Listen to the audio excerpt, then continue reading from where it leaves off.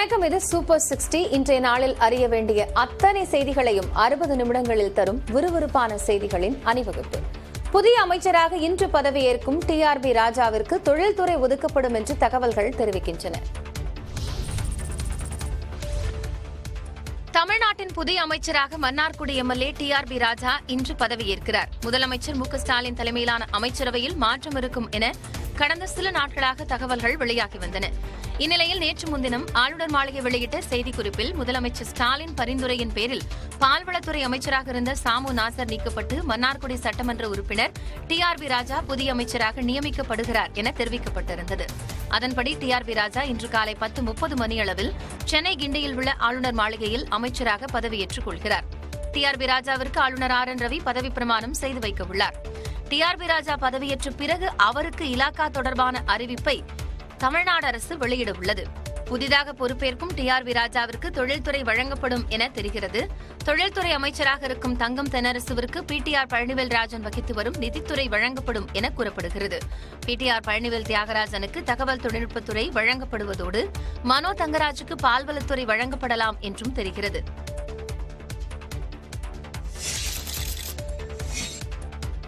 கர்நாடகாவில் நேற்று நடைபெற்ற சட்டப்பேரவைத் தேர்தலில் 72.81% வாக்குகள் பதிவானதாக தேர்தல் ஆணையம் தெரிவித்துள்ளது. 224 உறுப்பினர்களை கொண்ட கர்நாடக சட்டப்பேரவைக்கான பொதுத் தேர்தல் நேற்று நடைபெற்றது. காலை 7 மணிக்கு வாக்குப்பதிவு தொடங்கியது முதலே பொதுமக்கள் ஆர்வமுடன் வாக்களித்து வந்தனர்.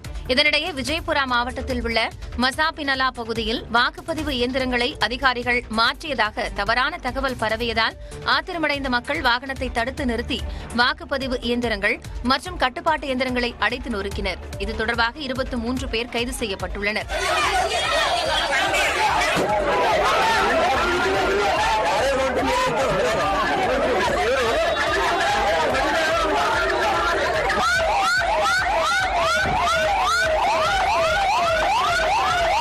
இவ்வாறு ஒரு சில அசம்பாவித சம்பவங்களை தவிர பெரும்பாலும் அமைதியாகவே தேர்தல் நடைபெற்று முடிந்தது. மாலை 6 மணிக்கு தேர்தல் நிறைவடைந்தவுடன் வாக்குப்பதிவு இயந்திரங்களுக்கு சீல் வைக்கப்பட்டு வாக்கு எண்ணும் மையங்களுக்கு கொண்டு செல்லப்பட்டன. அவை நாளை மறுநாள் எண்ணப்படுகின்றன. கர்நாடகாவில் காங்கிரஸ் பெருவாரியான இடங்களை கைப்பற்றும் என்றும் தொங்கு சட்டமன்றம் அமைவதற்கு வாய்ப்பு இருப்பதாகவும் தேர்தலுக்கு பிந்தைய கருத்து கணிப்புகளில் கூறப்பட்டுள்ளது. டைம்ஸ் நவ் வெளியிட்ட கருத்து கணிப்பின்படி காங்கிரஸ் கட்சி முன்னிலை பெற வாய்ப்பு உள்ளது. 106 முதல் 120 இடங்களை காங்கிரஸ் கைப்பற்றும் என்று டைம்ஸ் நவ் கணித்துள்ளது. பாஜக 79 முதல் 92 இடங்களை கைப்பற்றும் என்று கூறப்பட்டுள்ளது. இதேபோன்று ரிபப்ளிக் வெளியிட்ட கருத்து கணிப்பிலும் காங்கிரஸ் 94 முதல் 108 இடங்களை கைப்பற்றி முன்னிலை வகிக்கும் என்று கூறப்பட்டுள்ளது. பாஜக 85 முதல் 100 இடங்களையும் மதசார்பற்ற ஜனதா தளம் 32 தொகுதிகளையும் கைப்பற்றும் என்று ரிபப்ளிக் கணித்துள்ளது. ஜி நியூஸ் வெளியிட்ட கருத்து கணிப்புப்படி காங்கிரஸ் 103 முதல் 118 இடங்களில் வெற்றி பெறும் என்று கூறப்பட்டுள்ளது. 79 முதல் 94 இடங்களை பாஜக கைப்பற்றும் என்றும் மதசார்பற்ற ஜனதா தளம் 25 முதல் 33 இடங்களில் வெற்றி பெறும் என்று கூறப்பட்டுள்ளது.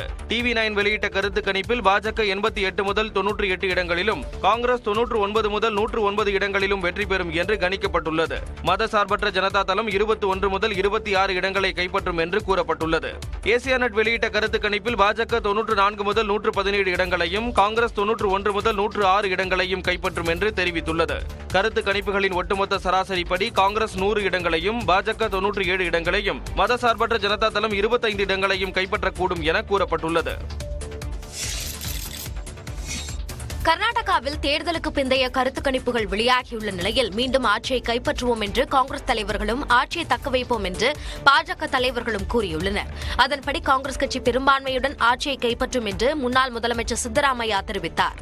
I will win comfortably in Varna constituency. தேர்தலுக்கு பிந்தைய கருத்து கணிப்புகள் 100 விழுக்காடு சரியானதாக இருக்காது என கூறியுள்ள முதலமைச்சர் பசவராஜ் பொம்மை மே 13ஆம் தேதி வரை காத்திருக்கலாம் என கூறினார். Means you are 110% confident, you can say? 100 and not 110, 200%. But Congress is now big. Yes. For me, people are the kingmaker and they'll make BJP to come back to power. அதே நேரத்தில் பாஜக ஆட்சி அமைக்கும் என்று 100% நம்புவதாக முன்னாள் முதலமைச்சர் எடியூரப்பா கூறியுள்ளார். The national leadership is going to take decision. According to me, we are going to get 115 to 117 seats. Let us see after the election result over, then we will take appropriate decision. Our national leadership is going to take decision. Congress தனிப்பெரும்பான்மை பெற்று ஆட்சி அமைக்கும் என்று காங்கிரஸ் கட்சியின் கர்நாடக மாநில தலைவர் DK. சிவக்குமாரும் பாஜகவிலிருந்து விலகி காங்கிரஸில் சேர்ந்த முன்னாள் முதலமைச்சர் ஜெகதீஷ் ஷெட்டரும் திட்டவட்டமாக கூறியுள்ளனர். தமிழ்நாட்டில் மின்சார கார் உற்பத்தி ஆலை அமைப்பதற்காக இன்று ஒப்பந்தம் மேற்கொள்ளப்படுகிறது. தமிழ்நாட்டில் 20,000 கோடி ரூபாய் முதலீட்டில் எலக்ட்ரிக் கார் ஆலை அமைப்பது தொடர்பாக ஹுண்டாய் நிறுவனம் மற்றும் தமிழ்நாடு அரசு இடையே ஒப்பந்தம் இன்று கையெழுத்தாகிறது.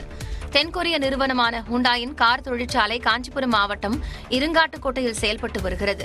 ஆண்டுக்கு 7,40,000 கார்களை தயாரிக்கும் அளவிற்கு திறன் பெற்ற இந்த தொழிற்சாலை தென்கொரியாவிற்கு வெளியே ஹுண்டாய் நிறுவனத்தின் 2வது பெரிய ஆலை என்ற பெருமையை பெற்றுள்ளது. இதே வளாகத்தில் மற்றொரு மிகப்பெரிய முதலீடு செய்ய முடிவு செய்துள்ள ஹுண்டாய் நிறுவனம் எலக்ட்ரிக் கார்கள் மற்றும் ஹைட்ரஜனில் இயங்கும் கார்களை உற்பத்தி செய்ய திட்டமிட்டுள்ளது. இதற்காக அடுத்த 5 முதல் 7 ஆண்டுகள் வரையிலான நீண்டகால ஒப்பந்தத்தை தமிழ்நாடு அரசுடன் மேற்கொள்ள உள்ளது. 20,000 கோடி ரூபாய் முதலீட்டிற்கான இந்த ஒப்பந்தம் முதலமைச்சர் மு.க.ஸ்டாலின் முன்னிலையில் இன்று கையெழுத்தாகிறது. வங்கக்கடலில் நிலை கொண்டுள்ள ஆழ்ந்த காற்றழுத்த தாழ்வு மண்டலம் இன்று காலை புயலாக வலுப்பெறும் என இந்திய வானிலை மையம் தெரிவித்துள்ளது.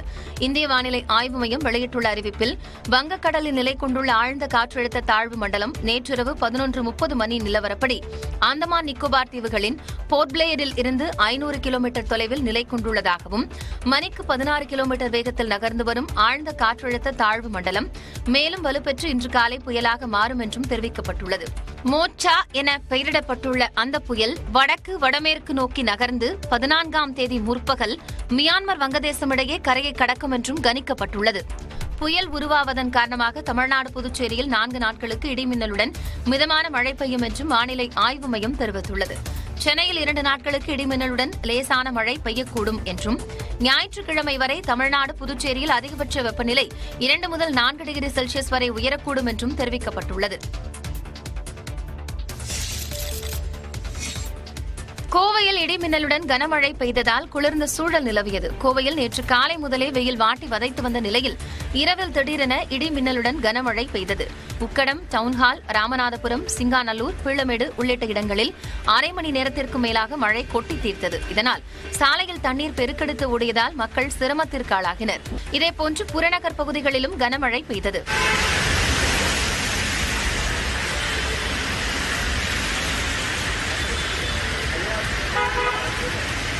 மழை காரணமாக கோவை நகரில் ஒப்பனக்கார வீதி உட்பட சில இடங்களில் மின்வெட்டு ஏற்பட்டது. ரேஸ்கோர்ஸ் பகுதியில் ஒரு சில இடங்களில் மரங்கள் சாய்ந்தன. தீயணைப்புத் துறையினர் இரவோடு இரவாக சாய்ந்த மரங்களை அப்புறப்படுத்தினர். தமிழ்நாடு மின்சார வாரிய ஊழியர்களுக்கு 6% ஊதிய உயர்வு வழங்கப்படும் என்று அமைச்சர் செந்தில் பாலாஜி அறிவித்துள்ளார். சென்னை அண்ணா சாலையில் உள்ள மின்வாரிய தலைமை அலுவலகத்தில் செய்தியாளர் பேசிய அமைச்சர் செந்தில் பாலாஜி மின்வாரிய ஊழியர்களுக்கும் அலுவலர்களுக்கும் 2019 டிசம்பர் 1ஆம் தேதி பெறக்கூடிய ஊதியத்தில் 6% ஊதிய உயர்வு வழங்கப்படும் என்றார். ஊழியர்களுக்கும் அலுவலர்களுக்கும் 1/12/2019 நாளன்று பெறுகின்ற ஊதியத்தில் 6% ஊதிய உயர்வு அது நிர்வாகத்தின் சார்பிலும் தொழிற்சங்க பிரதிநிதி சார்பிலும் ஏற்றுக்கொள்ளப்பட்டிருக்கின்றன. 2019 டிசம்பர் 1ஆம் தேதியன்று 10 ஆண்டுகள் பணி முடித்த ஊழியர்களுக்கும் மற்றும் அலுவலர்களுக்கும் பணிப்பலனாக 3% ஊதிய உயர்வு என்று தெரிவித்தார். இது நிர்வாகத்தின் சார்பிலும் தொழிற்சங்க பிரதிநிதிகள் சார்பிலும் ஏற்றுக்கொள்ளப்பட்டிருப்பதாகவும் கூறியுள்ளார். ஊதிய உயர்வால் 75,978 பேரும் 10 ஆண்டுகள் பணி முடித்த 62,548 பேர் பயன்பெறுவார்கள் என்றும் குறிப்பிட்டார். ஊதிய உயர்வு மூலமாக மின்சார வாரியத்திற்கு கூடுதலாக 527 கோடி ரூபாய் செலவாகும் என்றும் தெரிவித்தார். இதைத் தொடர்ந்து மின்வாரிய அலுவலகத்தில் ஊழியர்கள் பட்டாசு வெடித்து கொண்டாடினர்.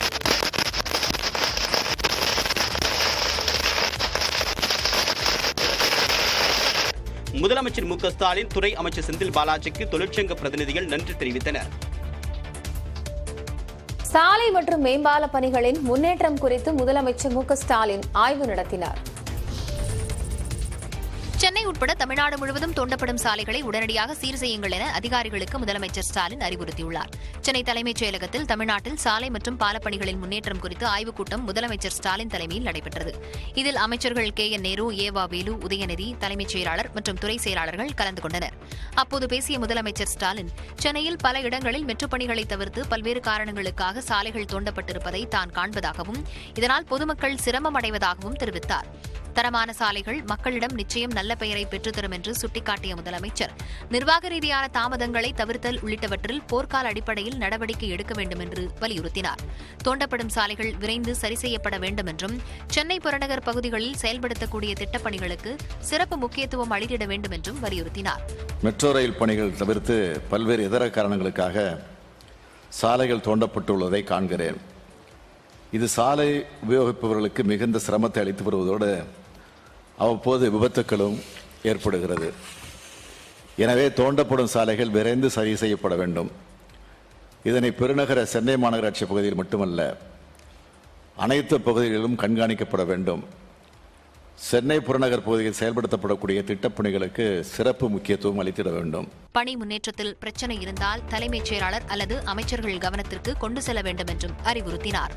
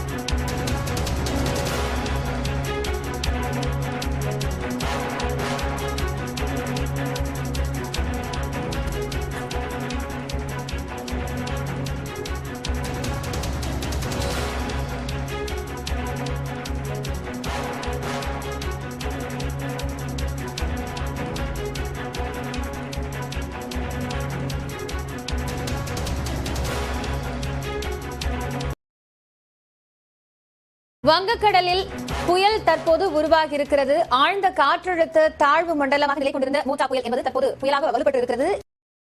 இது வடக்கு வடமேற்கு திசை நோக்கி நகர்ந்து தீவிரமடையும் என்று சொல்லப்பட்டிருக்கிறது. கூடுதல் தகவலோடு செய்தியாளர் வேல்முருகன் இணைக்கிறார். அவரோடு பேசலாம்.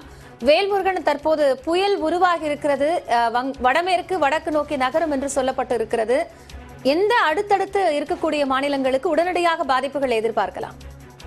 காய்ச்சல் குறிப்பாக தென்கிழக்கு வங்கக்கடலில் நிலை கொண்டிருந்த காற்றழுத்த தாழ்வு மண்டலமானது ஆழ்ந்த காற்றழுத்த தாழ்வு மண்டலமாக நேற்று இரவு வரை நீடித்த நிலையில் தற்போது புயலாக உருவெடுத்திருக்கிறது. வங்கக்கடல்ல தற்போது மோகா புயல் என்று அழைக்கக்கூடிய புயலானது உருவாகி இருக்கிறது. இந்த புயலை பொறுத்தளவிற்கு குறிப்பாக தமிழகத்திற்கோ அல்லது இந்திய பகுதிகளுக்கோ பெரிய அளவில் பாதிப்பை ஏற்படுத்தக்கூடிய வகையில் இல்லை. இந்த புயல் நேரடியாக வங்கதேச மியான்மர் பகுதியை நோக்கி செல்லக்கூடிய வாய்ப்புகள் இருப்பதாக தற்பொழுது இந்திய வானிலை ஆய்வு மையம் தெரிவித்திருக்கிறது.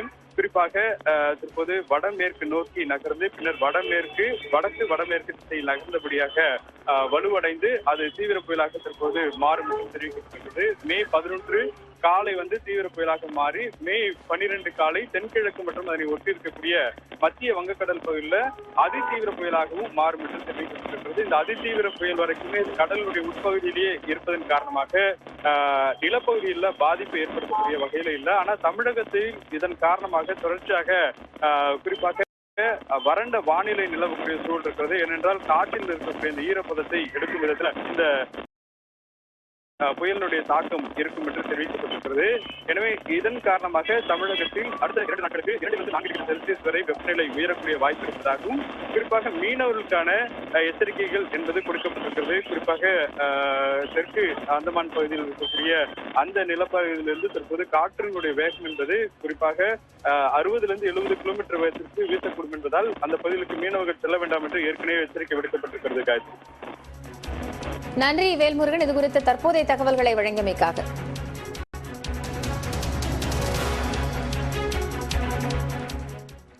தொடர்ந்து சூப்பர் 60 செய்திகளை பார்க்கலாம். சட்டமன்றத்தில் ஆளுநரை கண்காணிக்க வேண்டிய பொறுப்பு தனக்கு உள்ளதாக அமைச்சர் துரைமுருகன் தெரிவித்தார். ராணிப்பேட்டை அருகே நலத்திட்ட உதவிகள் வழங்கும் நிகழ்ச்சி நடைபெற்றது. இதில் பயனாளிகளுக்கு அமைச்சர் துரைமுருகன் நலத்திட்ட உதவிகளை வழங்கினார்.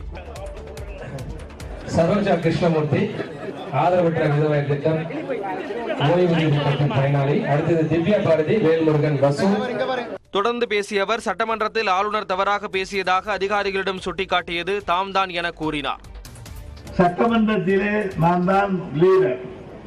சட்டமன்றத்தை கவனிக்க வேண்டும், குறிப்பாக கவர்னரை கவனிக்க வேண்டும். ஆமா, அவர் அப்படித்தான் அன்றைக்கு போய் தவறி பேசுகிற பொழுது கூட நான் தான் கலெக்டர் அதிகாரியை கூப்பிட்டு தெரிவித்தேன், he is doing wrong things என்று சொன்னேன்.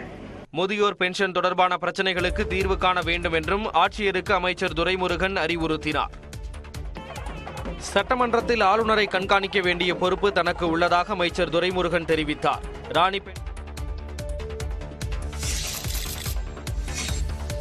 ஓ பன்னீர்செல்வத்தின் மகன் ரவீந்திரநாத்தை அதிமுக எம்பியாக அங்கீகரிக்க கூடாது என மக்களவை சபாநாயகரிடம் அதிமுக சார்பில் மீண்டும் மனு அளிக்கப்பட்டுள்ளது. எடப்பாடி பழனிசாமி ஓ பன்னீர்செல்வம் இடையே மோதல் ஏற்பட்டதால் கட்சியிலிருந்து ஓ பன்னீர்செல்வம் அவரது ஆதரவாளர்களுடன் சேர்த்து அவரது மகனும் தேனி தொகுதி மக்களவை உறுப்பினருமான ரவீந்திரநாத்தும் நீக்கப்பட்டார். இதையடுத்து நாடாளுமன்றத்தில் ரவீந்திரநாத் எம்பியை அதிமுக உறுப்பினராக கருதக்கூடாது என மக்களவை சபாநாயகரிடம் ஏற்கனவே மனு அளிக்கப்பட்டது. எனினும் நீதிமன்ற வழக்குகளால் அந்த மனு மீது நடவடிக்கை ஏதுமின்றி நிறுத்தி வைக்கப்பட்டது. இந்நிலையில் மக்களவை சபாநாயகர் ஓம் பிர்லாவை சந்தித்த அதிமுக மாநிலங்களவை உறுப்பினர் சிவி சண்முகம் பொதுச் செயலாளர் எடப்பாடி பழனிசாமி அளித்த மனுவை வழங்கினார். அதில் ரவீந்திரநாத்தை அதிமுக உறுப்பினராக அங்கீகரிக்க கூடாது என மீண்டும் தெரிவிக்கப்பட்டுள்ளது. உச்சநீதிமன்றத்தினுடைய தீர்ப்பின் அடிப்படை, உயர்நீதிமன்றத்தினுடைய தீர்ப்பின் அடிப்படையிலே தேர்தல் ஆணையம் உத்தரவின்படி திரு ரவீந்திரநாத்தை பாராளுமன்றத்திலே அனைத்து இந்திய அண்ணா திராவிட முன்னேற்ற உறுப்பினராக கருதக்கூடாது. மனுவை பரிசீலித்து நடவடிக்கை எடுப்பதாக சபாநாயகர் உறுதியளித்தார் என சிவி சண்முகம் கூறினார். இந்த மனுவை சபாநாயகர் ஏற்றுக்கொண்டால் நாடாளுமன்ற மக்களவையில் அதிமுக சார்பில் ஒரு உறுப்பினர் கூட இல்லாத நிலை ஏற்படும். தன்னை உருவாக்கியவர்களுடன் ஓ பன்னீர்செல்வம் சேர்ந்துவிட்டதாக அதிமுக முன்னாள் அமைச்சர் சி வி சண்முகம் விமர்சித்துள்ளார். டெல்லியில் செய்தியாளர்களிடம் பேசிய சி வி சண்முகம் ஓ பன்னீர்செல்வத்தை ஜெயலலிதா உருவாக்கவில்லை எனவும் அவர் ஜெயலலிதா விசுவாசி இல்லை எனவும் தெரிவித்தார். அம்மாவால் உருவாக்கப்பட்டவர் இல்லை இந்த ஓ பன்னீர்செல்வம். அவருக்கு பேரு கொடுத்து, அடையாளத்தை கொடுத்து, அவருக்கு சட்டமன்ற உறுப்பினராக்கி, அமைச்சராக்கி, முதலமைச்சர் ஆக்கியது அனைத்தும் டிடி தினகரன். டிடி தினகரன் திருமதி சசிகலாவிடம் சொல்லி அதை அம்மாவிடம் கொண்டு சென்று அவர்களுக்கு கைப்பாவையாக ஒரு ஆள் வேண்டும் என்பதற்காக உருவாக்கப்பட்டவர் தான் இந்த ஓ பன்னீர்செல்வம்.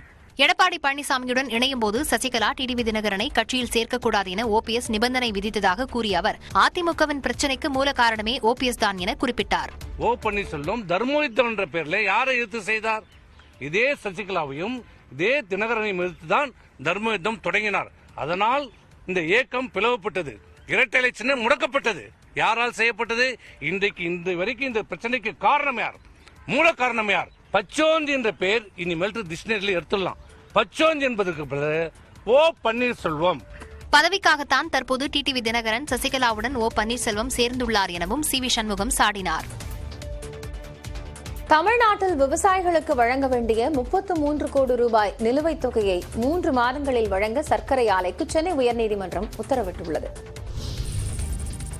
கரும்பு விவசாயிகளுக்கு மத்திய அரசு நிர்ணயித்த விலை நியாயமான சந்தை விலை அல்ல என சென்னை உயர்நீதிமன்றம் அதிருப்தி தெரிவித்துள்ளது.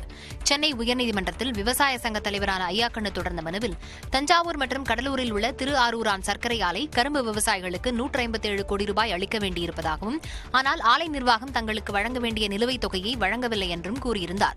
இந்த மனு பொறுப்பு தலைமை நீதிபதி டி ராஜா, நீதிபதி பரத சக்கரவர்த்தி அமர்வில் விசாரணைக்கு வந்தது. அப்போது ஆலை நிர்வாகம் சார்பில் ஆஜரான வழக்கறிஞர் முழு தொகையும் தங்களால் வழங்க இயலாது எனவும் 57% தொகையை வழங்க தயாராக இருப்பதாகவும் கூறினார். இதையடுத்து நீதிபதிகள் பிறப்பித்த உத்தரவில் ஆலை நிர்வாகம் வழங்குவதாக ஒப்புக்கொண்ட 78 கோடி ரூபாயில் ஏற்கனவே வழங்கப்பட்ட 45 கோடி ரூபாய் போக மீதமுள்ள 33 கோடி ரூபாயை 3 மாதங்களில் வழங்க வேண்டும் என உத்தரவிட்டனர். மேலும் கரும்பு விவசாயிகளுக்கு மத்திய அரசு நிர்ணயித்த விலை நியாயமான சந்தை விலை கிடையாது எனவும், அவர்களின் உழைப்புக்கு கூடுதல் விலை கொடுத்தால் மட்டுமே விவசாயிகளின் வாழ்வாதாரம் செழிக்கும் எனவும் தீர்ப்பில் நீதிபதிகள் குறிப்பிட்டனர். முரப்பநாடு கிராம நிர்வாக அலுவலர் படுகொலை வழக்கை 2 மாதங்களில் விசாரித்து முடிக்க கீழமை நீதிமன்றத்திற்கு உயர்நீதிமன்ற மதுரை கிளை உத்தரவிட்டுள்ளது. முரப்பநாடு கிராம நிர்வாக அலுவலர் லூர்து பிரான்சிஸ் கொலை வழக்கை சிபிசிஐடி விசாரணைக்கு மாற்றி உத்தரவிடக் கோரி தூத்துக்குடியைச் சேர்ந்த பொன் காந்தி மதிநாதன் தாக்கல் செய்த மனு உயர்நீதிமன்ற மதுரை கிளையில் விசாரணைக்கு வந்தது.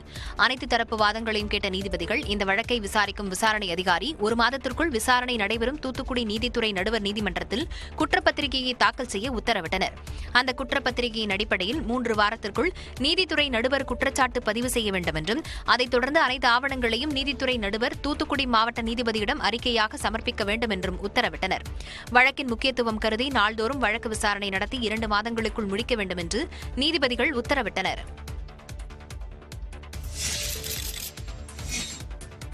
அம்பாசமுத்திரத்தில் விசாரணை கைதிகளின் பற்களை பிடுங்கிய விவகாரத்தில் இதுவரை 30க்கும் மேற்பட்டோரிடம் விசாரணை நடைபெற்றுள்ளதாக சிபிசிஐடி காவல்துறையினர் தெரிவித்துள்ளனர். நெல்லை மாவட்டம் அம்பாசமுத்திரம் சுற்றுவட்டார காவல் நிலையங்களில் விசாரணைக்காக அழைத்து வரப்படுபவர்களின் பற்களை பிடுங்கி சித்திரவதை செய்ததாக புகார் எழுந்தது. இந்த வழக்கு சிபிசிஐடிக்கு மாற்றப்பட்டு விசாரணை நடைபெற்று வருகிறது. இந்த நிலையில் குற்றச்சாட்டுக்கு உள்ளான ஏஎஸ்பி பல்வீர் சிங்கிடம் ஓட்டுநர்களாகவும் உதவியாளர்களாகவும் பணிபுரிந்த 4 காவலர்களிடம் விசாரணை நடைபெற்றது. இதனைத் தொடர்ந்து செய்தியாளர்களிடம் பேசிய சிபிசிஐடி டிஎஸ்பி சங்கர், விசாரணைக்கு சமன் அனுப்பப்பட்டவர்களில் பலர் இதுவரை ஆஜராகவில்லை என கூறினார். ஒரு அளவு கொடுத்த சம்பளத்துக்கு இதுவரை எவ்வளவு பேர் விசாரணை? சுமார் ஒரு 30 பேர் விசாரிச்சு. விக்டிம் பிளஸ் அவங்க கூட சேர்ந்த அவர்களே. தற்போது வரை விசாரணை கைதிகளின் பற்கள் பிடுங்கப்பட்டது தொடர்பாக 4 வழக்குகள் பதிவு செய்யப்பட்டுள்ளதாகவும் சிபிசிஐடி டிஎஸ்பி சங்கர் தெரிவித்தார். பெண்கள் ஓசியில் பேருந்து பயணம் செய்கிறீர்களா என அமைச்சர் MRK பன்னீர்செல்வம் கேட்டது சலசலப்பை ஏற்படுத்தியுள்ளது. தருமபுரி மாவட்டம் பாப்பிரெட்டிப்பட்டி வட்டம் பொம்மிடியில் திமுகவின் 2 ஆண்டு சாதனை விளக்க பொதுக்கூட்டம் நடைபெற்றது. இதில் சிறப்பு அழைப்பாளராக வேளாண் அமைச்சர் MRK பன்னீர்செல்வம் கலந்து கொண்டு பேசினார். அப்போது ஆண்கள் காசு கொடுத்து பேருந்தில் பயணம் செய்வதாகவும், ஆனால் பெண்கள் எல்லோரும் ஓசியில் காசு இல்லாமல் இலவசமாக பயணம் செய்வதாகவும் பேசினார். இலவசமா போற தாய்மார கை தூக்குங்க. இருக்கின்ற தாய்மார் எல்லாம் கை தூக்கும். ஆண்களுக்கு உங்களுக்கு பஸ் கட்டணம் தான் இல்லையா? எங்காலெல்லாம் ஆண் பிள்ளைங்கலாம் காசு இல்லாதா, பொண்ணாட்டிலாம் ஓசில போறீங்க, காசு இல்லாம போறீங்க. மேலே வைக்கிற பொண்ணா போறீங்களா? பொண்ணா பொண்ணு காசு கொடுத்து போறீங்க, ஓசில போறீங்க. ஒகேனக்கல் கூட்டு குடிநீர் திட்டம் கூடிய விரைவில் செயல்படுத்தப்படும் என்றும் அமைச்சர் MRK பன்னீர்செல்வம் கூறினார். பறை இசை கருவிகளை எடுத்துச் சென்றதால் பேருந்தில் இருந்து கல்லூரி மாணவி இறக்கிவிடப்பட்ட அவலம் நெல்லையில் நடந்துள்ளது. நெல்லையில் தனியார் கல்லூரியில் பயிலும் மாணவி ரஞ்சிதா கலை நிகழ்ச்சிக்காக தனது சொந்த ஊரான சிவகங்கை மாவட்டம் திருப்புவனத்தில் இருந்து எடுத்து வந்த பறை இசை கருவிகளை மீண்டும் ஊருக்கு எடுத்துச் சென்றுள்ளார். இதற்காக மதுரை செல்லும் அரசு பேருந்தில் ஏறிய போது பறை இசை கருவியை கொண்டு சென்றதால் நடத்துனர் தகாத வார்த்தையால் திட்டியதோடு இறக்கிவிட்டதாக மாணவி குற்றம் சாட்டியுள்ளார். எடுத்துகிட்டு போகக்கூடாது அப்படின்னு சொல்லிட்டு பறை இதெல்லாம் எடுத்துகிட்டு போகக்கூடாது அப்படின்னு சொல்லிட்டு கேட்டாங்கன்னா தனியாக அதுக்கு டிக்கெட்டு கொடுக்குறேன்னு சொல்லியிருக்கேன். அப்புறம் தான் அவங்க என்ன சொன்னாங்கன்னா, நீ இதை இறக்குறியா தூக்கி தூர விசவா அப்படின்னு சொல்லிட்டு திட்டினாங்க. அது என்னையும் அன்வான்டாக திட்டினாங்க. நான் வந்துட்டு காசு கொடுக்குறேன்டா, பேசஞ்சருக்கு மட்டும்தான் இடம், கண்ட கருமத்துக்கெல்லாம் இல்லை, அதுக்கு தான் பஸ்ஸு, இதெல்லாம் ஏற்றுறதுக்கு எதுக்கு நான் பஸ் ஓட்டுறேன் அப்படின்னு சொல்லிட்டு அன்வான்டாக பேசுனாங்க. பாதி வழியில் இறக்கிவிட்டதால் சாலையில் நின்று அழுது கொண்டிருந்த மாணவியின் நிலை குறித்து மாவட்ட ஆட்சியர் கார்த்திகேயனின் கவனத்திற்கு சென்றுள்ளது.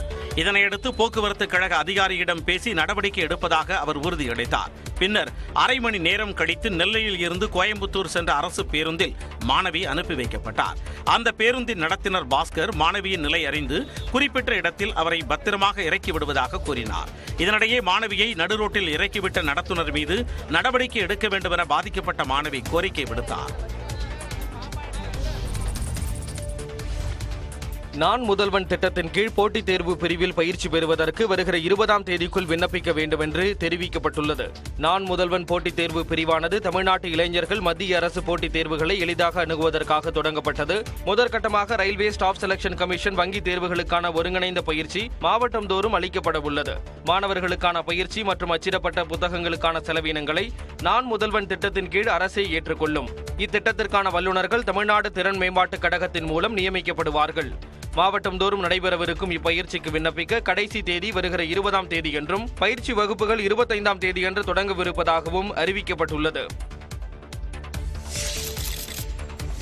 கோவை மாநகரில் ரசாயனத்தை கொண்டு பழுக்க வைக்கப்பட்ட 25,000 கிலோ சாத்துக்குடி மற்றும் மாம்பழங்களை உணவு பாதுகாப்புத்துறை அதிகாரிகள் பறிமுதல் செய்தனர். கோவை மாநகருக்குட்பட்ட பெரிய கடை வீதி, பாவள வீதிகள், வைசியால் வீதி, கெம்பட்டி காலனி வீதி உள்ளிட்ட பகுதிகளில் உணவு பாதுகாப்பு அலுவலர்கள் 8 குழுவாக திடீர் கள ஆய்வு மேற்கொண்டனர். 16 கடைகள் மற்றும் குடோன்கள் என மொத்தம் 45 இடங்களில் சோதனை நடத்தப்பட்டது. இதில் பழப்பெட்டிகளுக்குள் சிறிய ரசாயன பொட்டலங்களை வைத்து பழங்கள் பழுக்க வைக்கப்படுவதை கண்டறிந்தனர்.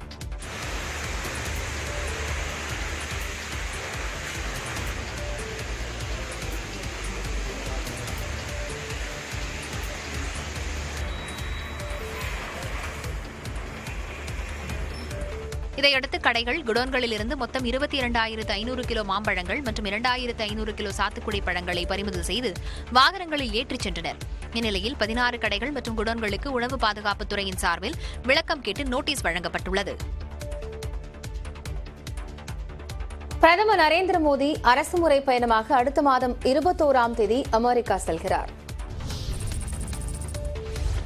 பிரதமர் நரேந்திர மோடி வரும் ஜூன் மாதத்தில் அமெரிக்காவுக்கு பயணம் மேற்கொள்ளவிருக்கும் நிலையில் பிரதமருக்கு அமெரிக்க அதிபர் ஜோ பைடன் ஜூன் 22ஆம் தேதி விருந்தளிப்பார் என்று வெள்ளை மாளிகை அறிவித்துள்ளது. பிரதமர் நரேந்திர மோடி 4 நாள் அரசுமுறை பயணமாக வரும் ஜூன் 21ஆம் தேதி அமெரிக்காவுக்கு செல்லவுள்ளார். நியூயார்க், வாஷிங்டன், சிகாகோ ஆகிய பகுதிகளில் நடைபெறும் நிகழ்ச்சிகளில் அவர் பங்கேற்க உள்ளார்.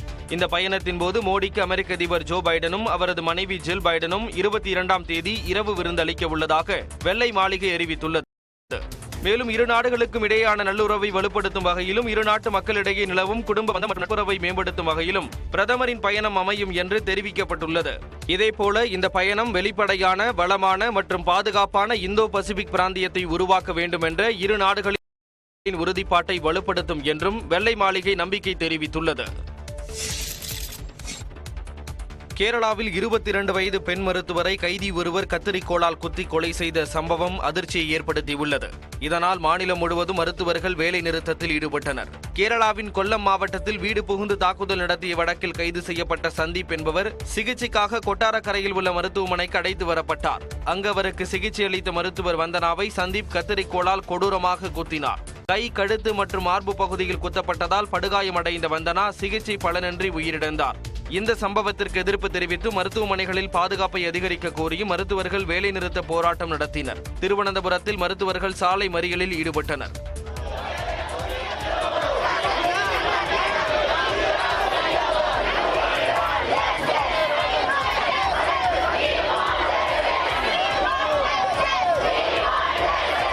திருவனந்தபுரம் மருத்துவமனையில் கேரள ஆளுநர் ஆரிஃப் முகமது கான் மற்றும் முதலமைச்சர் பினராயி விஜயன் உள்ளிட்டோர் மருத்துவர் வந்தனாவின் உடலுக்கு அஞ்சலி செலுத்தினர். பின்னர் அவரின் பெற்றோருக்கு ஆறுதல் தெரிவித்தனர். இதனிடையே கைதிகளிடம் எவ்வாறு நடந்து கொள்வது என்ற அனுபவம் வந்தனாவுக்கு இல்லாததால் இந்த சம்பவம் நிகழ்ந்திருக்கலாம் என கேரள சுகாதாரத்துறை அமைச்சர் வீணா ஜார்ஜ் கூறிய கருத்து சர்ச்சையாகியுள்ளது. மருத்துவர் கொலை தொடர்பாக தாமாக முன்வந்து விசாரித்த கேரள உயர்நீதிமன்றம் மருத்துவர்களை காப்பாற்ற முடியவில்லை என்றால் மருத்துவமனையை மூடிவிடுங்கள் என காட்டமாக விமர்சித்துள்ளது. சிவசேனா கட்சியின் பெயர், சின்னம் யாருக்கு சொந்தம் என்ற வழக்கில் உச்சநீதிமன்றம் இன்று தீர்ப்பளிக்க உள்ளது. மகாராஷ்டிராவில் கடந்த 2019ஆம் ஆண்டில் நடைபெற்ற சட்டப்பேரவை தேர்தலுக்கு பிறகு பாஜக கூட்டணியில் இருந்து சிவசேனா வெளியேறி காங்கிரஸ், தேசியவாத காங்கிரசுடன் கூட்டணி அமைத்து புதிய அரசை அமைத்தது. ஆனால் சிவசேனாவில் ஏற்பட்ட குழப்பம் காரணமாக அதிருப்தி எம்எல்ஏக்களுடன் வெளியேறிய மூத்த தலைவர் ஏக்நாத் ஷிண்டே பாஜகவுடன் இணைந்து 2022 ஜூன் மாதம் புதிய கூட்டணி அரசை அமைத்தார். இதனிடையே சிவசேனாவின் பெயர், சின்னத்திற்கு உரிமை கோரி உத்தவ் தாக்கரே, ஷிண்டே அணிகள் தலைமை தேர்தல் ஆணையத்திடம் மனுக்கள் அளித்தன. இதில் ஷிண்டே அணிக்கே கட்சி சின்னம் சொந்தம் என கடந்த ஜனவரியில் தேர்தல் ஆணையம் அறிவித்தது. இந்த முடிவை எதிர்த்து உத்தவ் தாக்கரே தரப்பில் உச்சநீதிமன்றத்தில் மனு தாக்கல் செய்யப்பட்டது. அத்துடன் தேர்தல் ஆணைய முடிவுக்கு இடைக்கால தடை விதிக்கவும் வேண்டுகோள் விடுக்கப்பட்டது. ஆனால் தடை விதிக்க உச்சநீதிமன்றம் மறுத்துவிட்டது. இது தொடர்பான விசாரணை உச்சநீதிமன்றத்தில் தலைமை நீதிபதி TY சந்திரசூட் தலைமையிலான 5 நீதிபதிகள் கொண்ட அரசியல் சாசன அமர்வு விசாரித்து வந்தது. இந்நிலையில் சிவசேனா பெயர் மற்றும் கட்சியின் சின்னம் யாருக்கு சொந்தம் என்பது குறித்து இன்று தீர்ப்பளிக்க உள்ளது. இதனால் மகாராஷ்டிரா அரசியலில் பெரும் பரபரப்பு ஏற்பட்டுள்ளது. பாகிஸ்தானில் முன்னாள் பிரதமர் இம்ரான்கான் கைது செய்யப்பட்ட நிலையில் தொடர்ந்து போராட்டங்கள் நடைபெற்று வருகின்றன. ஊழல் புகாரில் கைது செய்யப்பட்ட இம்ரான்கானை 8 நாட்கள் காவலில் வைக்க நீதிமன்றம் உத்தரவிட்டுள்ளது. பாகிஸ்தான் முன்னாள் பிரதமர் இம்ரான்கான் மீது ஊழல் உள்ளிட்ட சுமார் 120 வழக்குகள் பல்வேறு நீதிமன்றங்களில் தொடரப்பட்டுள்ளன. இதில் 2 வழக்குகளில் பிணையை நீட்டிக்க கோரி இஸ்லாமாபாத் உயர்நீதிமன்றத்தில் இம்ரான்கான் செவ்வாய்க்கிழமை ஆஜரானார். அப்போது நீதிமன்றத்திற்குள் நுழைந்த ராணுவத்தினர் இம்ரான்கானை அதிரடியாக கைது செய்தனர். இம்ரான்கானின் கைதை கண்டித்து நாடு முழுவதும் பல்வேறு இடங்களில் போராட்டம் வெடித்தது. ராணுவத்திற்கு சொந்தமான இடங்களில் அத்துமீறி நுழைந்த போராட்டக்காரர்கள் மீது துப்பாக்கிச் சூடு நடத்தப்பட்டது. இதில் பலர் உயிரிழந்ததாக கூறப்படும் நிலையில் ஏராளமானோர் கைது செய்யப்பட்டனர். இந்நிலையில் ஊழல் தொடர்பான விசாரணைக்கு இம்ரான்கான் நீதிமன்றத்தில் ஆஜர்படுத்தப்பட்டார். இம்ரான்கான் பிரதமராக இருந்தபோது பெற்ற பரிசு பொருட்களை அரசிடம் ஒப்படைக்காமல் முறைகேடாக விற்ற வழக்கில் அவர் குற்றவாளி என்பதை நீதிமன்றம் உறுதிப்படுத்தியது. இந்நிலையில் பல்கலைக்கழக நில மோசடி வழக்கில் இம்ரான்கானை 14 நாட்கள் விசாரிக்க அரசு தரப்பில் கோரிக்கை விடப்பட்டது. இதனைத் தொடர்ந்து இம்ரான்கானை 8 நாட்கள் காவலில் வைத்து விசாரிக்க நீதிமன்றம் உத்தரவிட்டது. இந்நிலையில் ஊழல் வழக்குகள் தொடர்பாக பாகிஸ்தானின் முன்னாள் வெளியுறவுத்துறை அமைச்சரும் கைது செய்யப்பட்டுள்ளார். ஐபிஎல் கிரிக்கெட் தொடரில் டெல்லி அணிக்கு எதிரான போட்டியில் சென்னை அணி 27 ரன்கள் வித்தியாசத்தில் அசத்தல் வெற்றி பெற்றது. சென்னை சேப்பாக்கம் மைதானத்தில் நடைபெற்ற 55வது லீக் போட்டியில் இவ்விரு அணிகளும் மோதின. டாஸ் வென்ற சென்னை முதலில் களமிறங்கியது. தொடக்க வீரர்களான டிவோன் கான்வே 10 ரன்களிலும் ருத்துராஜ் கெய்க்வாட் 24 ரன்களும் சேர்த்து வெளியேறினர். அடுத்து வந்த வீரர்களும் நிலையான ஆட்டத்தை வெளிப்படுத்த தவறிய போதும் ஓரளவுக்கு ரன்கள் சேர்த்தனர். இதனால் 8 விக்கெட்டுகள் இழப்பிற்கு 167 ரன்கள் சேர்த்தது. இதனையடுத்து இலக்கை துரத்திய டெல்லி அணிக்கு அடுத்தடுத்து அதிர்ச்சி காத்திருந்தது. தீபக் சாகர் வீசிய முதல் ஓவரிலேயே தொடக்க வீரர் டேவிட் வார்னர் டக் அவுட் ஆகி வெளியேறினார். அடுத்து வந்த மிஷல் மார்ஷ் 5 ரன்களில் ரன் அவுட் ஆகி நடையை கட்டினார். தொடர்ந்து சென்னை அணியின் பந்துவீச்சை எதிர்கொள்ள முடியாமல் டெல்லி அணி சீரான இடைவெளியில் விக்கெட்டை பறிகொடுத்த வண்ணம் இருந்தது.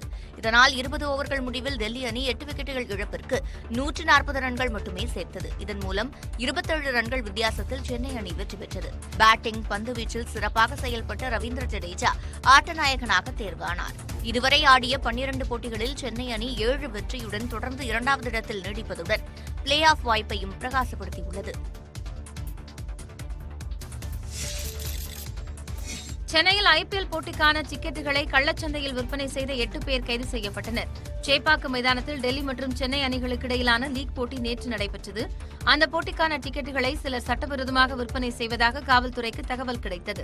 இதையடுத்து சேப்பாக்கம் மைதானத்தை சுற்றியுள்ள பகுதிகளில் காவல்துறையினர் தீவிர கண்காணிப்பில் ஈடுபட்டனர்.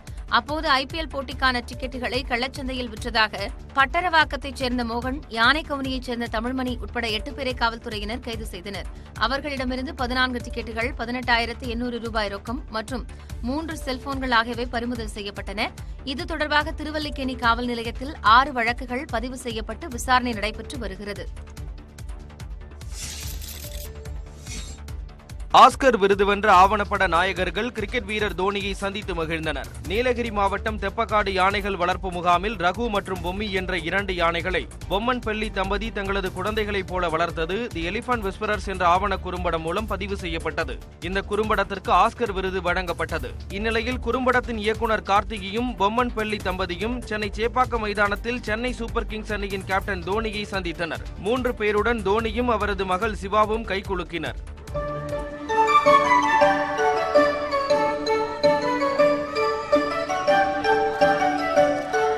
அவர்களுடன் உரையாடிய தோனி வாழ்த்துக்களை தெரிவித்தார். தோனியிடம் ஆஸ்கர் விருதை காண்பித்து அனைவரும் புகைப்படம் எடுத்துக் கொண்டனர். இதையடுத்து சிஎஸ்கே அணியில் தோனியின் ஜெர்சியைப் போல 7 என்ற எண் பொறிக்கப்பட்டு அவரவர் பெயர்கள் குறிப்பிடப்பட்ட ஜெர்சியை தோனி பரிசளித்தார். இதையடுத்து சென்னை சூப்பர் கிங்ஸ் மற்றும் டெல்லி கேபிட்டல்ஸ் அணிகளுக்கு இடையேயான ஐபிஎல் போட்டியை கார்த்திகி, பொம்மன்பள்ளி ஆகிய 3 பேரும் கண்டு ரசித்தனர். விராட் கோலி, நவீன் உல்லக் இடையே கிரிக்கெட் மைதானத்திற்கு வெளியே சமூக வலைதளத்தில் தொடர்ந்து மோதல் போக்கு நீடித்து வருகிறது. பெங்களூரு, லக்னோ அணிகளுக்கு இடையிலான போட்டியின் போது கோலி, நவீன் உல்லக் இடையே மோதல் போக்கு உருவானது. இதனையடுத்து குஜராத் அணிக்கு எதிரான போட்டியில் லக்னோ வீரர் கைல் மையர்ஸ் அடித்த பந்தை அபாரமாக டைவ் அடித்து கேட்ச் பிடித்து ரஷீத் கானை பாராட்டினார் கோலி. தான் பார்த்ததிலேயே சிறந்த கேட்சுகளில் இதுவும் ஒன்று என்று குறிப்பிட்டிருந்தார். மும்பை அணிக்கு எதிரான போட்டியில் முதல் ஓவரிலேயே கோலி ஆட்டம் இழந்தார். இதனையடுத்து சில நிமிடங்களில் டிவியில் ஆர்சிபி போட்டியை பார்ப்பது போன்று மாம்பழ புகைப்படத்துடன் ஸ்வீட் மேங்கோஸ் என நவீன் தனது இன்ஸ்டாகிராமில் பதிவிட்டிருந்தார். மேலும் மும்பை அணி வெற்றி பெறும் தருவாயில் தான் சாப்பிட்டதிலேயே மிகச்சிறந்த மாம்பழங்களில் ஒன்று இது என்றும் பதிவிட்டிருந்தார். இது கோலிக்கான எதிர்வினையாகவே உள்ளது என்று ரசிகர்கள் சிலர் ஆதரவையும் எதிர்ப்பையும் பதிவு செய்தனர். இந்நிலையில் கோலி தனது இன்ஸ்டாகிராமில் அமெரிக்க நடிகர் கெவின் ஹார்ட் எதிர்மறையில் இருந்து விலகி இருப்பது குறித்து பேசும் வீடியோவை பதிவிட்டார். அதில் வெறுப்பு, கோபம், எதிர்மறை ஆகியவற்றுக்கு தனக்கு நேரம் இல்லை என்றும் கெவின் கூறியதை சுட்டிக்காட்டினார். ஜென்டில்மேன் கேம் என்று அழைக்கப்படும் கிரிக்கெட்டில் மைதானத்திற்கு வெளியே நடைபெறும் இதுபோன்ற மோதல் தவிர்க்கப்படுமா என்பதே ரசிகர்களின் எதிர்பார்ப்பாக உள்ளது. உண்மை கண்டறியும் சோதனைக்கு தயாரா என்று மல்யுத்த சம்மேளன தலைவருக்கு வீராங்கனைகள் சவால் விடுத்துள்ளனர். இந்திய மல்யுத்த சம்மேளன தலைவர் பிரிஜ் பூஷனுக்கு எதிரான வழக்கின் தற்போதைய நிலவரம் குறித்த விசாரணை அறிக்கையை தாக்கல் செய்ய டெல்லி நீதிமன்றம் உத்தரவிட்டுள்ளது. பாஜக எம்பியும் இந்திய மல்யுத்த சம்மேளன தலைவருமான பிரிஜ் பூஷன் சிறுமி உட்பட 7 மல்யுத்த வீராங்கனைகளுக்கு பாலியல் தொல்லை கொடுத்ததாக குற்றச்சாட்டு எழுந்தது. அவரை கைது செய்ய வலியுறுத்தி டெல்லி ஜந்தர் மந்தரில் மல்யுத்த வீரர் வீராங்கனைகள் தொடர் போராட்டத்தில் ஈடுபட்டுள்ளனர். இந்நிலையில் செய்தியாளர்களை சந்தித்த மல்யுத்த வீரர்கள் பிரிஜ் பூஷன் தலையீடு இருந்தால் இந்திய மல்யுத்த சம்மேளனத்தின் கீழ் தாங்கள் எந்த போட்டியிலும் பங்கேற்க மாட்டோம் என்று கூறினர். இந்நிலையில் பிரிஜ் பூஷனை உண்மை கண்டறியும் சோதனைக்கு உட்படுத்த வேண்டும் என்று மல்யுத்த வீராங்கனை சாக்ஷி மாலிக் வலியுறுத்தியுள்ளார். பிரிஜ் பூஷனுக்கு எதிரான வழக்கில் விசாரணை மந்தமாக நடைபெற்று வருவதாகவும் இதனை கண்டிக்கும் வகையில் கைகளில் கருப்பு பட்டை அணிந்து இன்று போராட்டத்தில் பங்கேற்றனர். இதனிடையே பிரிஜ் பூஷன் மீதான பாலியல் குற்றச்சாட்டு தொடர்பாக மேற்கொள்ளப்பட்ட விசாரணை அறிக்கையை தாக்கல் செய்ய டெல்லி காவல்துறையினருக்கு நீதிமன்றம் உத்தரவிட்டுள்ளது. நாளைக்கு அறிக்கையை தாக்கல் செய்யவும் கெடு விதித்துள்ளது. இந்த வழக்கில் டெல்லி காவல்துறை பிரிஜ் பூஷன் மீது கடந்த ஏப்ரல் 28ஆம் தேதி போக்சோ உட்பட 2 வழக்குகளை பதிவு செய்தது குறிப்பிடத்தக்கது. சொகுசு காரின் சாவியை காணவில்லை என நடிகர் ரஜினிகாந்தின் மகள் காவல் நிலையத்தில் புகார் அளித்துள்ளார். நடிகர் ரஜினிகாந்தின் இளைய மகளும் இயக்குநருமான சௌந்தர்யா கோபாலபுரத்தில் வசித்து வருகிறார். இவர் தேனாம்பேட்டை காவல் நிலையத்தில் அளித்த புகாரில் கடந்த 23ஆம் தேதி கோபாலபுரத்தில் இருந்து தேனாம்பேட்டையில் உள்ள ஒரு கல்லூரி அருகே சென்றபோது தனது காரின் மற்றொரு சாவி காணாமல் போனதாக தெரிவித்துள்ளார். இதுகுறித்து காவல்துறையினர் விசாரணை மேற்கொண்டு வருகின்றனர். சௌந்தர்யாவிடமிருந்து தொலைந்து போன சாவி ரேஞ்ச் ரோவர் காருடையது என கூறப்படுகிறது. எனினும் ரேஞ்ச் ரோவர் காரில் பல்வேறு மாடல்கள் உள்ள நிலையில் எந்த வகையான கார் என்பது குறித்த தகவல் வெளியாக எனினும் கார் சாவி தொலைந்தது தற்செயலானதா அல்லது பல லட்சங்கள் முதல் கோடிக்கணக்கான விலையுள்ள ரேஞ்ச் ரோவர் காரை திருடும் முயற்சியில் சாவி திருடப்பட்டதா என்ற கோணத்தில் காவல்துறையினர் விசாரணை நடத்தி வருகின்றனர். ரஜினிகாந்தின் மூத்த மகள் ஐஸ்வர்யாவின் போயஸ் கார்டன் வீட்டில் நகைகள் காணாமல் போனது அதிர்ச்சியை ஏற்படுத்திய நிலையில் ரஜினியின் மற்றொரு மகளான சௌந்தர்யாவின் கார் சாவி காணாமல் போனது பரபரப்பை ஏற்படுத்தியுள்ளது. ஐரோப்பிய சாம்பியன்ஸ் லீக் கால்பந்து தொடரில் முதலமைச்சர் குறித்து அவதூறு கருத்துக்களை வெளியிட்டதாக தமிழ்நாடு பாஜக தலைவர் அண்ணாமலைக்கு எதிராக நீதிமன்றத்தில் மனு தாக்கல் செய்யப்பட்டுள்ளது. பாஜக மாநில தலைவர் அண்ணாமலை மீது முதலமைச்சர் மு க ஸ்டாலின் சார்பில் அவதூறு வழக்கு தொடுக்கப்பட்டுள்ளது. கடந்த மாதம் 14ஆம் தேதி நடைபெற்ற செய்தியாளர் சந்திப்பில் முதலமைச்சர் மு க ஸ்டாலின் அமைச்சர்கள் மற்றும் திமுக பிரமுகர்களின் சொத்து விவரங்கள் என கூறி பாஜக மாநில தலைவர் அண்ணாமலை பல்வேறு விவரங்களை வெளியிட்டார். இதில் முதலமைச்சருக்கு எதிராக அவதூறான கருத்துக்களை வெளியிட்டுள்ளதாக கூறி அண்ணாமலை மீது முதலமைச்சர் மு க ஸ்டாலின் சார்பில் அரசு வழக்கறிஞர் தேவராஜன் வழக்கு தொடுத்துள்ளார். எந்தவொரு அடிப்படை ஆதாரமும் இல்லாமல் திமுக சொத்துப்பட்டியல் என்ற பெயரில் அவதூறு தகவல்களை அண்ணாமலை வெளியிட்டுள்ளதாக குற்றம் சாட்டப்பட்டுள்ளது. மேலும் முதலமைச்சரின் நற்பெயருக்கும் புகழுக்கும் களங்கம் விளைவிக்கும் வகையில் உள்ளதாகவும் குறிப்பிடப்பட்டுள்ளது. முதல்வர் சார்பாக இன்று அரசு உத்தரவின்படி அண்ணாமலை என்பது அவதூறு வழக்கு தாக்கல் செய்தார். வழக்கு தொடுக்கப்பட்ட நிலையில் விசாரணையை 8 வாரங்களுக்கு ஒத்திவைத்து சென்னை முதன்மை அமர்வு நீதிமன்றம் உத்தரவிட்டுள்ளது. மருத்துவம் படிக்க தனியார் கல்லூரிகளில் கட்டணம் அதிகம் என்பதை புரிந்து கொண்டு நீட் தேர்வில் அதிக மதிப்பெண் பெற்று வெற்றி பெற வேண்டும் என மாணவர்களுக்கு ஆளுநர் RN ரவி அறிவுரை வழங்கியுள்ளார். சென்னை கிண்டியில் உள்ள ஆளுநர் மாளிகையில் நடைபெற்ற நிகழ்ச்சியில் 12ஆம் வகுப்பு பொதுத் தேர்வில் அதிக மதிப்பெண் பெற்ற மாணவ மாணவிகளுக்கு ஆளுநர் RN ரவி கேடயம் வழங்கி பாராட்டு தெரிவித்தார்.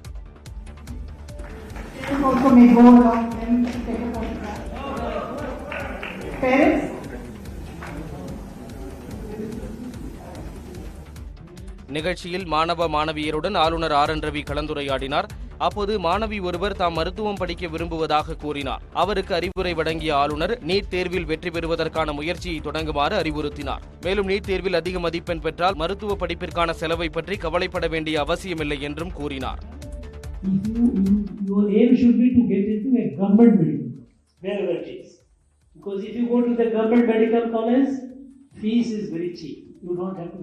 Your parents don't have to worry too much. But a private medical college can be very expensive.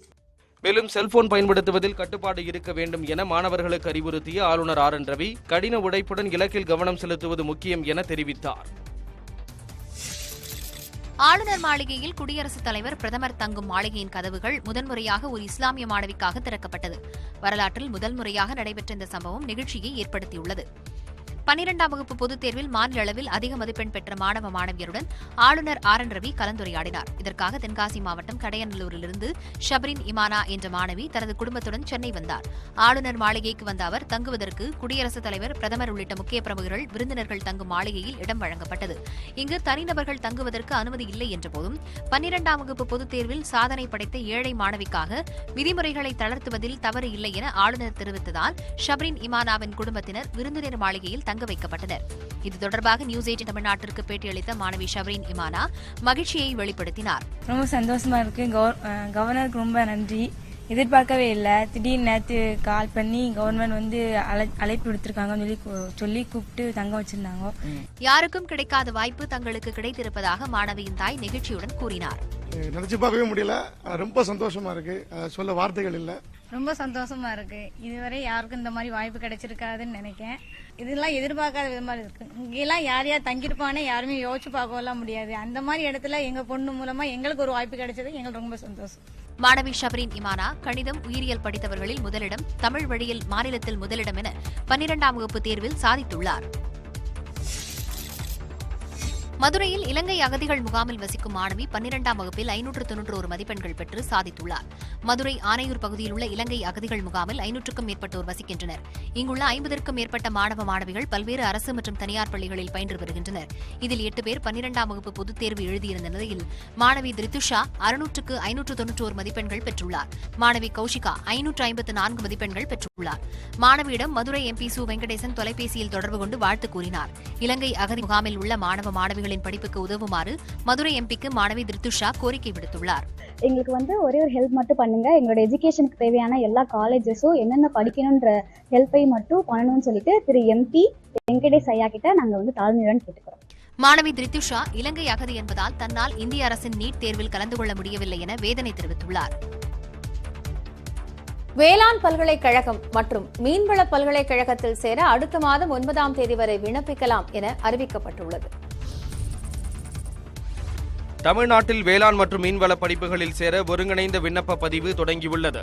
Kovai வேளாண் பல்கலைக்கழகம் மற்றும் நாகை ஜெயலலிதா மீன்வள பல்கலைக்கழகத்திலும் அவற்றின் கீழ் இயங்கும் அரசு மற்றும் தனியார் கல்லூரிகளில் சேர ஒரே விண்ணப்ப பதிவு முறை அறிமுகப்படுத்தப்பட்டுள்ளது. அதன்படி ஆன்லைன் விண்ணப்ப பதிவு தொடங்கியுள்ள நிலையில் அடுத்த மாதம் 9ஆம் தேதி வரை மாணவர்கள் விண்ணப்பிக்கலாம் என அறிவிக்கப்பட்டுள்ளது. விண்ணப்ப கட்டணமாக பட்டியலின மற்றும் பழங்குடியின மாணவர்களுக்கு 250 ரூபாயும் மற்றவர்களுக்கு 500 ரூபாயும் நிர்ணயிக்கப்பட்டுள்ளது. இதனிடையே கோவையில் செய்தியாளர்களிடம் பேசிய வேளாண் பல்கலைக்கழக துணைவேந்தர் கீதா லட்சுமி, ஒருங்கிணைந்த மாணவர் சேர்க்கை நடைபெற்றாலும் இரு பல்கலைக்கழகங்களையும் இணைக்கும் எண்ணம் இல்லை என விளக்கம் அளித்தார். வேளாண் பல்கலைக்கழகம் குறித்த சந்தேகங்களுக்கு 9488635077 என்ற எண்ணிலும், மீன்வள பல்கலைக்கழகம் குறித்த சந்தேகங்களுக்கு 9442201908 என்ற எண்ணிலும் மாணவர்கள் தொடர்பு கொள்ளலாம் என அறிவிக்கப்பட்டுள்ளது. உதகையில் ஹெலிகாப்டர் சுற்றுலாவிற்கு கிடைக்கும் வரவேற்பை பொறுத்து திட்டம் விரிவுபடுத்தப்படும் என அமைச்சர் ராமச்சந்திரன் தெரிவித்துள்ளார். கோடை சீசன் தொடங்கியுள்ள நிலையில் உதகை அரசு தாவரவியல் பூங்காவில் 125வது மலர் கண்காட்சி வரும் 19ஆம் தேதி முதல் 5 நாட்களுக்கு நடைபெறவுள்ளது.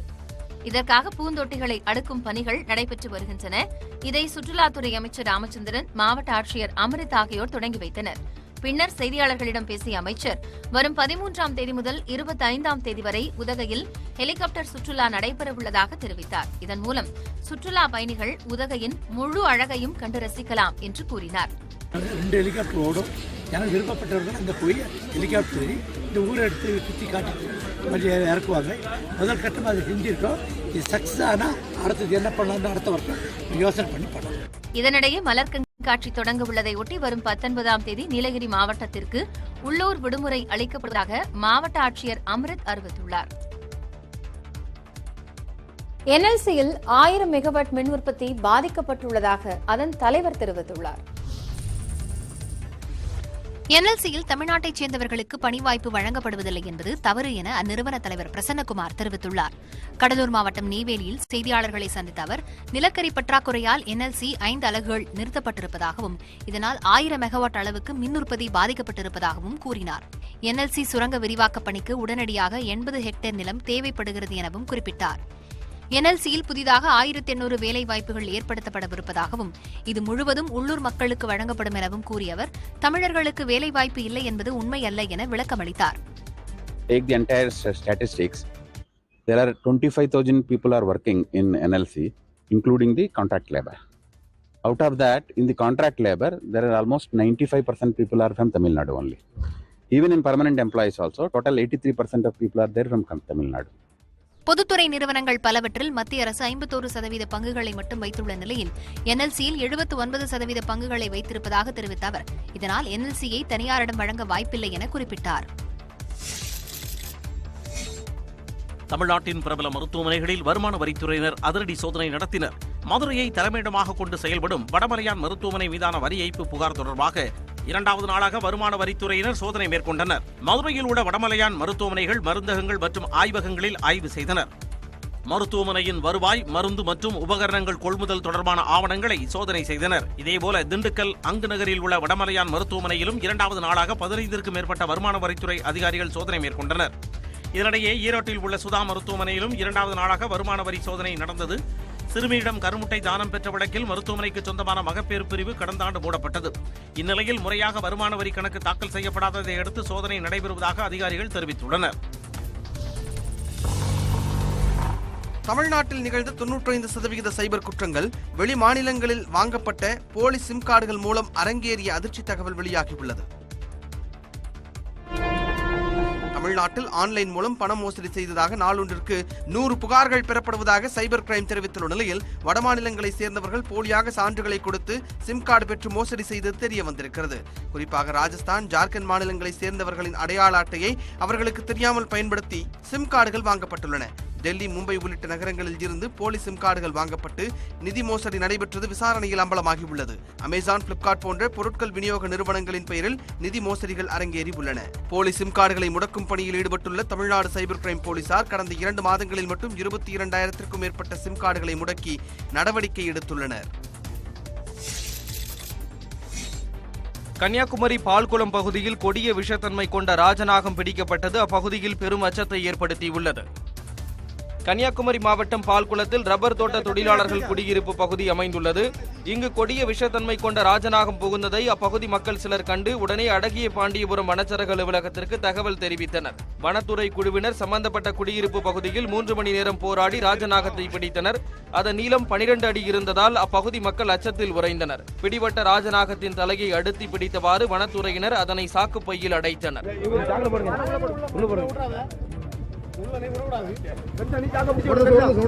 பின்னர் பிடிபட்ட ராஜநாகம் அடர்ந்த வனப்பகுதிக்குள் கொண்டு போய் விடப்பட்டது. கடந்த 5 நாட்களுக்கு முன்னர் இதே பகுதியில் 13 அடி நீள ராஜநாகம் பிடிபட்டது குறிப்பிடத்தக்கது.